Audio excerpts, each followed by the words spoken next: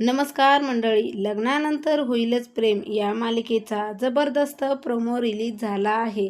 या प्रोमोमध्ये आपल्याला पाहायला मिळेल की काव्य आता नंदिनीला म्हणत असते की लहानपणापासून आपण एकत्र राहिलो आणि एकत्र वाढलो आणि आता आपले बाळसुद्धा एकत्र राहून एकत्रच वाढतील.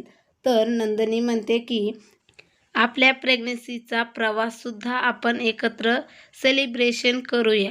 तर तिकडे दुसरीकडे आता कारस्थानी रम्याने मोठा खेळ रचला आहे. तर रम्या आता ज्यूस हातामध्ये घेत म्हणते की सेलिब्रेशन तर मी करणार आहे. तुमच्या दोघीपैकी एकीचा आनंद कायमचा हिरावून घेणार.